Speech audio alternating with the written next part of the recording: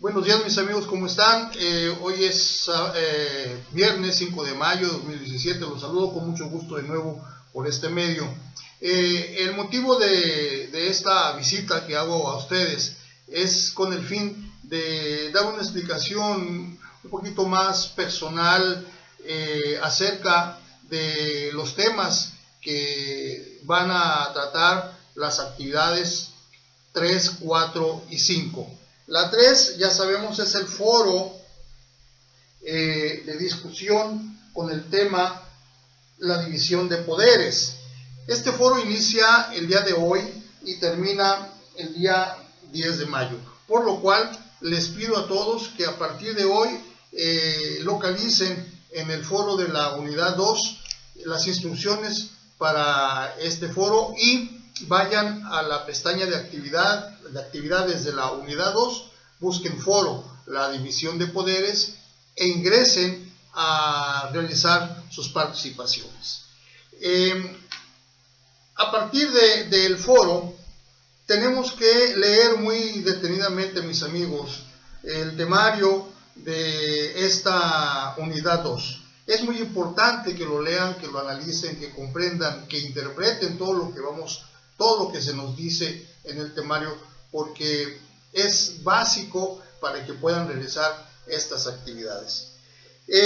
Tenemos que leer a partir del tema sistema jurídico, sujetos de derecho, atributos de la personalidad, hechos y actos jurídicos, elementos de existencia del acto jurídico, orden jurídico, sistema jurídico y proceso legislativo. Esto es lo que tenemos que leer para poder completar todas las actividades que nos restan de la unidad 2.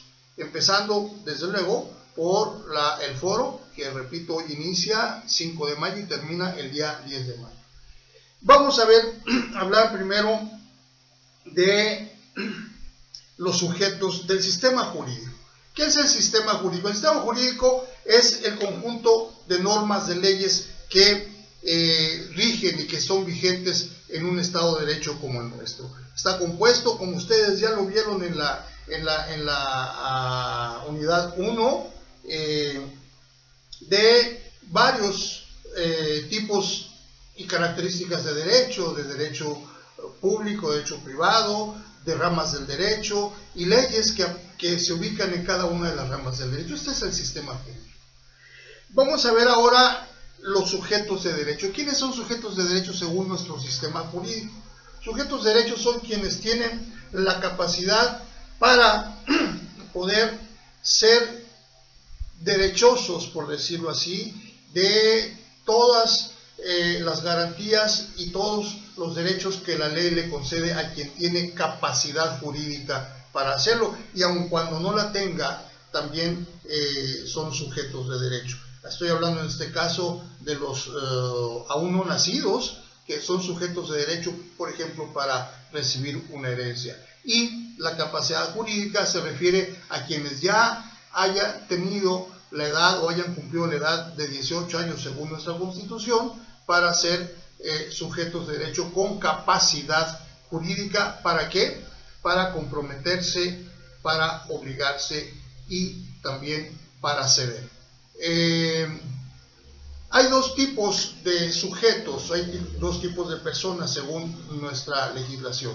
La persona física, que está representada por cada uno de ustedes, por nosotros, por un servidor, en el sentido de que cada uno de nosotros tenemos capacidad jurídica para ser sujetos de derechos y de obligaciones. Y las personas físicas como tal tenemos varios atributos, varias características. Una persona debe tener por principio su nombre, debe tener su domicilio, nacionalidad, patrimonio y estado civil. Esas son las características de la persona física. También existe, de acuerdo a nuestro derecho, una ficción jurídica que se llama persona moral. ¿Qué es una persona moral? Es la figura o la ficción jurídica que está compuesta por más de una persona, esto es, por dos o más personas, cuyo fin u objetivo es formar una agrupación, cualquiera que sea su nombre, una asociación, una sociedad, una liga. Esto es formar en sí una asociación o una sociedad mediante la expresión de las voluntades de cada uno de estos, de 2 o 3, de 4, para unirse con un fin específico.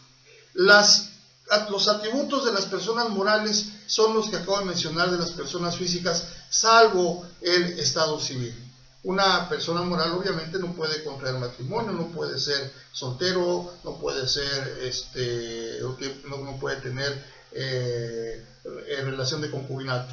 Entonces una persona moral tendrá nombre o denominación social, tendrá domicilio, obviamente, tendrá patrimonio, desde luego que sí, tendrá también domicilio, nombre, patrimonio y capacidad jurídica. Estos son los atributos de la persona moral. Repito, el único atributo que diferencia a la persona física de la persona moral es el estado civil, que la persona moral no lo tiene. Vamos ahora a el tema principal de la actividad 4, hechos y actos jurídicos. Mis amigos, miren, vamos a entendernos muy bien, porque en este asunto sí luego hay ciertas complicaciones. ¿Qué son los hechos? Hecho es el que estoy haciendo en este momento, un hecho, un acto mío en el cual les estoy hablando y que al final de cuentas no tiene ninguna consecuencia de derecho. El ir caminando, el manejar nuestro coche, el platicar por teléfono, son hechos diarios, hechos cotidianos que al final de cuentas, repito, no tienen consecuencias de derecho.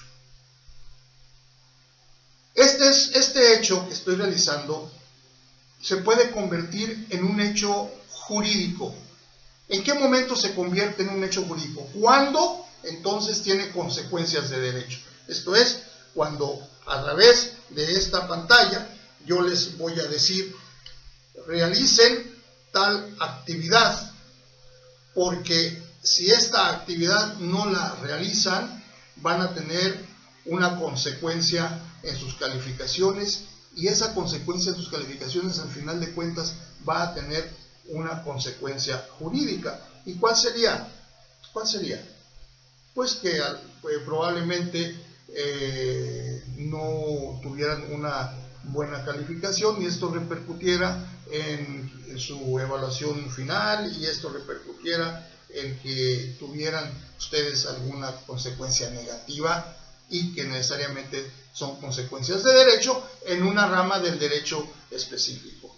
Si nosotros vamos manejando nuestro coche, ahí no hay problema, vamos manejando nuestro coche y llegamos al lugar, nuestro destino, sin novedad.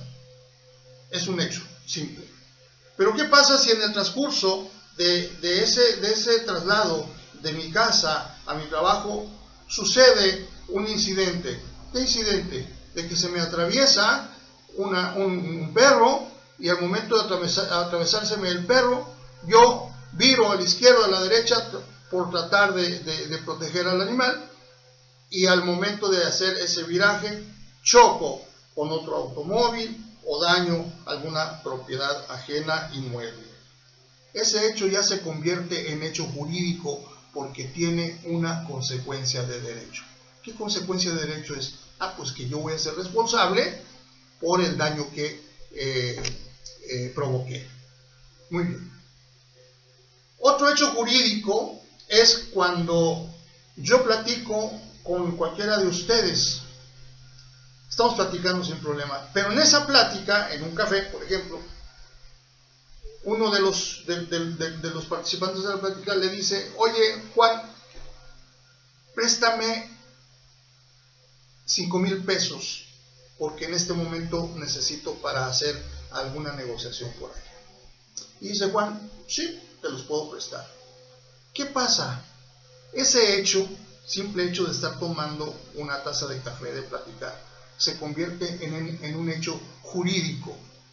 Esto es, en este momento se establece una relación jurídica entre dos personas para que mediante la voluntad nazca un acto jurídico, un hecho jurídico que se llama acto jurídico, y que al final de cuentas se va a convertir en un contrato. Esto es un acuerdo de voluntades.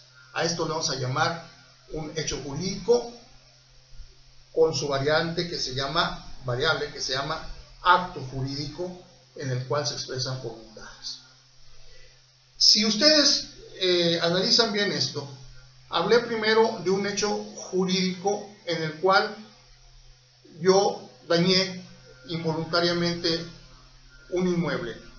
A ese hecho jurídico lo vayamos a llamar hecho jurídico negativo.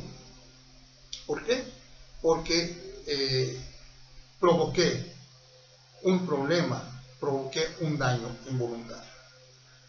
En el segundo término, hablé de una expresión de voluntades al momento de yo pedir prestado a otra persona y la otra persona aceptó prestarme.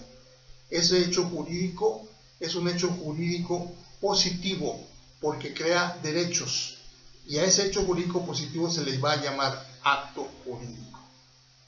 Bien, en la relación laboral, en la relación empresarial, se pueden presentar hechos jurídicos positivos y hechos jurídicos negativos.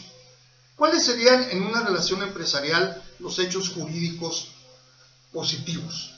Pues la creación de la propia empresa mediante un acto jurídico que se llama contrato de asociación o de sociedad. La contratación de trabajadores que se llama contrato laboral. Son hechos jurídicos positivos llamados actos jurídicos. La negociación mercantil entre mi empresa y comerciantes que me van a vender a mí sus productos o servicios. Eso se llama también un hecho jurídico positivo derivado a un acto jurídico que es el contrato de compraventa o el contrato de prestación de servicios o el contrato de arrendamiento o el contrato de hipoteca, los que ustedes quieran. Son hechos jurídicos positivos derivados en actos jurídicos. ¿Por qué? Porque crean derechos, los transfieren o los modifican. La diferencia entre un acto jurídico positivo, esto es, la diferencia entre un hecho jurídico positivo con un hecho jurídico negativo, es que el hecho jurídico positivo crea derechos o los modifica o los transfiere, mientras que el hecho jurídico negativo lesiona derechos. ¿De acuerdo? Cuando hablamos de hechos jurídicos negativos, podemos hablar de varios tipos de hechos jurídicos negativos. Hechos jurídicos negativos naturales, que son los que mediante la naturaleza destruyen e impiden el ejercicio de derechos de las personas. Una avalancha, un sismo que destruye casas, habitación, que destruye vidas, es un hecho jurídico negativo natural. Luego vienen los hechos jurídicos negativos involuntarios. Es el que les acabo de decir. Ir manejando sin voluntad, yo choco con otro coche, entonces ahí creo consecuencias de derecho negativas. ¿Por qué? Porque fue involuntario. Un hecho jurídico negativo involuntario. Esto es, los que lesionan derechos de manera involuntaria. Y por último, los hechos jurídicos negativos voluntarios. ¿Cuáles son? Son aquellos que realiza una persona con la voluntad, con la conciencia de dañar un derecho a otra persona. ¿Cómo se les llama a estos hechos jurídicos negativos voluntarios? Delitos. Muy bien. Por otro lado, los hechos jurídicos positivos también los dividimos en estas características anteriores. Hechos jurídicos positivos involuntarios, o naturales, hechos jurídicos positivos naturales, los que provienen de la naturaleza y que crean derechos en favor de las personas, ¿sí? ¿Como cuáles? Pues un aluvión que le da a una persona de manera natural una porción de tierra más de la que tenía y por ley se le adjudica a esta persona. Y otros hechos jurídicos naturales que van a crear derechos en favor de las personas. Vienen los hechos jurídicos positivos involuntarios. ¿Cuáles serían estos?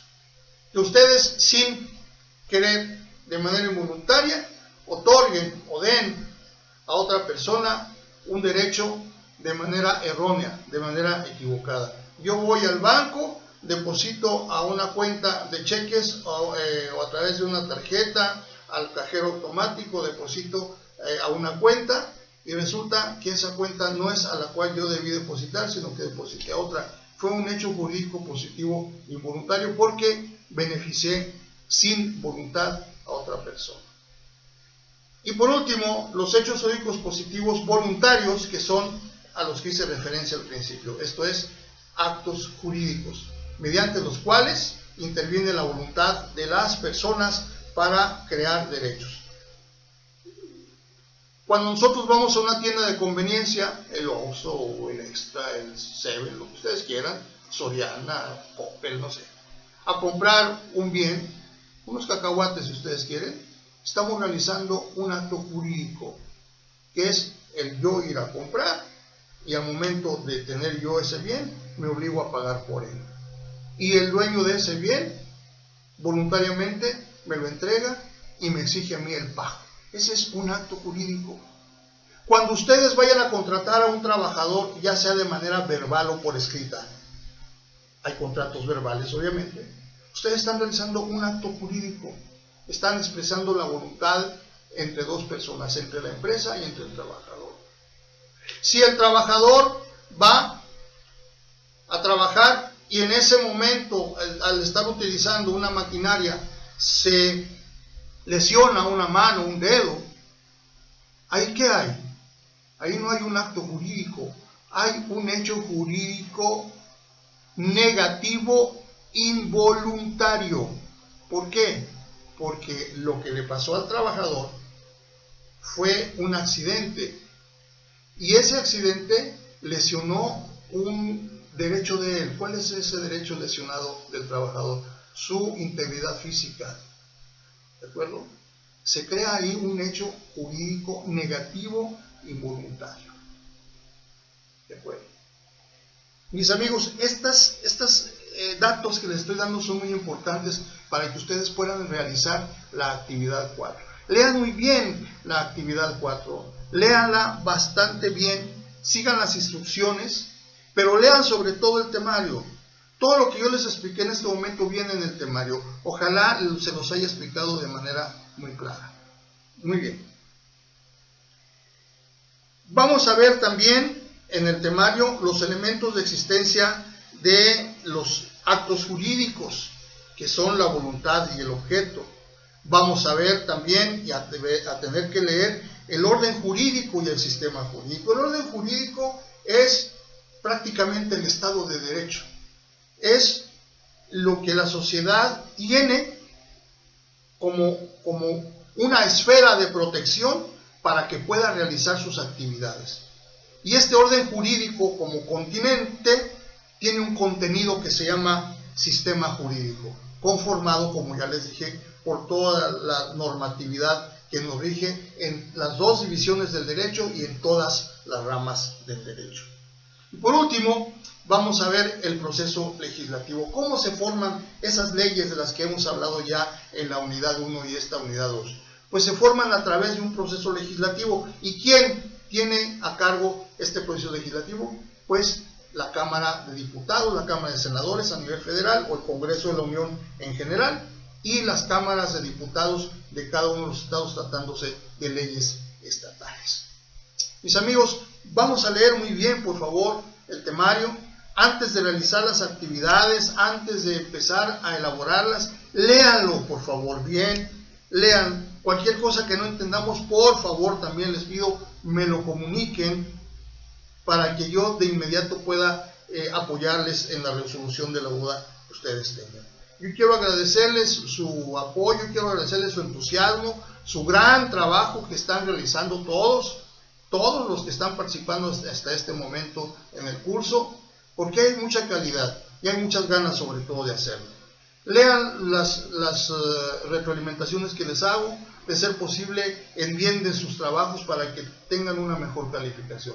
Yo les repito mi número de teléfono de esta oficina para en cualquier momento me puedan llamar, siempre y cuando sea de las 10 de la mañana a las 2 de la tarde. Aquí estaré en lo posible atendiéndolos, pero no se queden con ninguna duda, y si la hay, que sea antes de que realicen y de que suban ustedes sus actividades. Muchas gracias. Mi número de teléfono, lo repito, con el número del ADA es 01-871-712-0767. Gracias y nos vemos para la próxima.